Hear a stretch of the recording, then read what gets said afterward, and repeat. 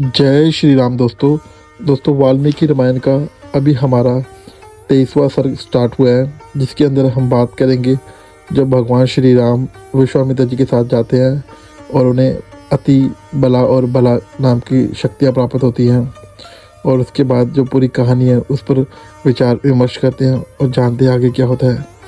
जय श्री राम दोस्तों, स्टार्ट करते हैं। जब रात बीती और प्रभात हुआ, तब महामुनि विश्वामित्र ने तिनकों और पत्तों के बिछौनों पर सोए हुए उन दोनों ककुस्त वंशी राजकुमारों से कहा, नरश्रेष्ठ राम, तुम्हारे जैसे पुत्र को पाकर महारानी कौशल्या सुपुत्र जननी कही जाती है। यह देखो, प्रातःकाल की संध्या का समय हो रहा है। उठो और प्रतिदिन किए जाने वाले देव संबंधी कार्यों को पूर्ण करो। महर्षि का यह परम उदार वचन सुनकर उन दोनों नरश्रेष्ठ वीरों ने स्नान करके देवताओं का तर्पण किया और फिर वे परम उत्तम जपनीय मंत्र गायत्री का जाप करने लगे। दोस्तों, मैं आपको बता दूं, हमारे सनातन धर्म के अंदर गायत्री मंत्र को सबसे ऊपर माना गया है।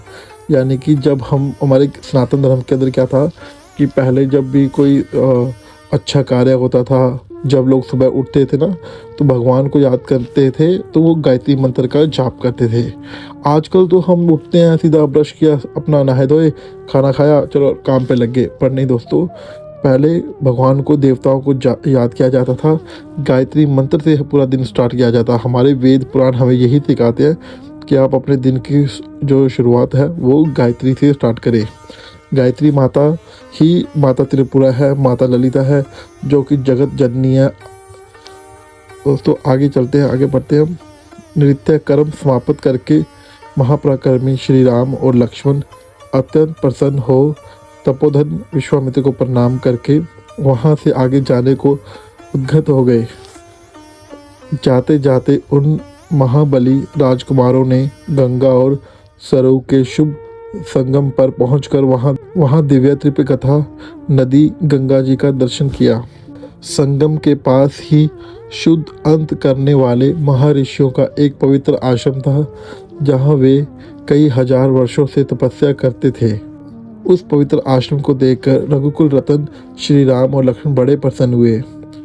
उन्होंने महात्मा विश्वामित्र से यह बात कही, भगवान, यह किसका पवित्र आश्रम है और इसमें कौन पुरुष निवास करता है? यह हम दोनों सुनना चाहते हैं। इसके लिए हमारे मन में बड़ी उत्कंठा उत्पन्न हुई है।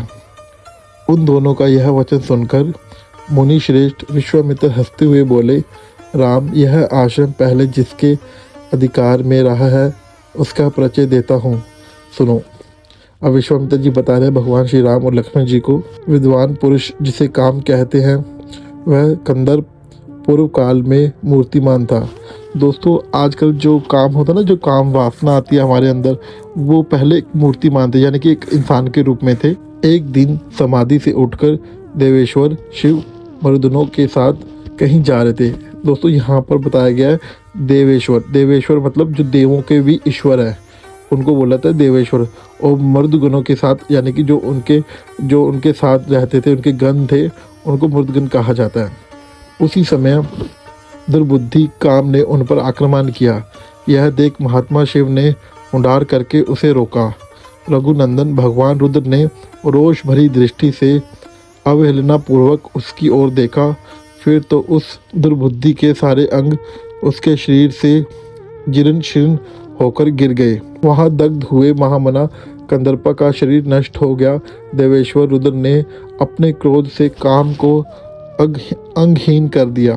राम तभी से वह अनग नाम से विख्यात हुआ। शोभाशाली कंदर्प जहां अपना अंग छोड़ा था, वह प्रदेश अंग देश के नाम से विख्यात हुआ। यहाँ उन्हीं महादेव जी का पुण्य आश्रम है। वीर ये मुनि लोग पूर्व काल में उन्हीं स्थान के धर्मपरायण शिष्य थे। उनका सारा पाप नष्ट हो गया। शुभ दर्शन राम, आज की रात हम लोग यहीं इन पुण्य लीला सरिताओं के बीच में निवास करें और कल सवेरे इन्हीं पार करेंगे।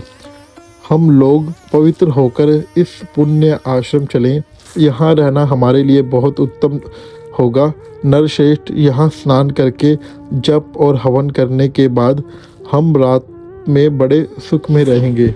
वे लोग वहाँ इस प्रकार आपस में बातचीत कर ही रहे थे कि उसी समय आश्रम में निवास करने वाले मुनि तपस्या धारा प्राप्त हुई।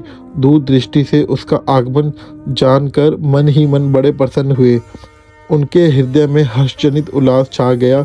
उन्होंने विश्वामित्र जी को अर्ध पाग और अतिथि सत्कार की सामग्री अर्पित करने के बाद श्री राम और लक्ष्मण जी भी आतिथ्य किया।